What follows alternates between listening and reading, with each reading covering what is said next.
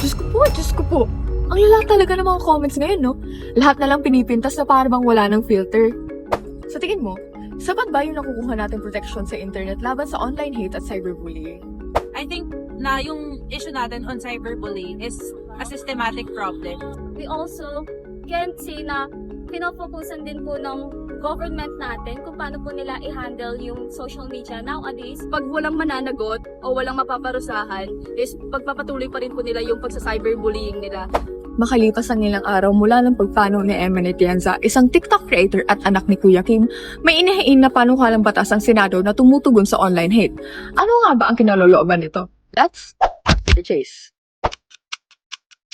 Ilang araw pagkatapos ang pagpanaw ni Eman, na-file agad si Senator J.V. Ejercito ng Emma Atienza Bill. Layunin nito na parusahan ng online hate, cyberstalking at doxing. Required burahin ang harmful content sa social media within 24 hours at kapag nahuli, pwede kang makulong at magbulta ng up to 200,000 pesos.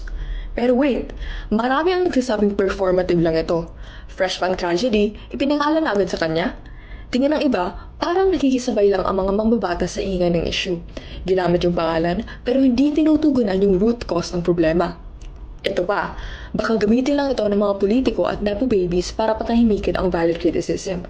Kapag pinuna mo sila, pwede nilang i-report as online hate o harassment para ipadelete agad. Sapat na nga ba ang ating mga batas laban sa online hate o kailangan pa itong mas paghigpitan? Now that's the chase.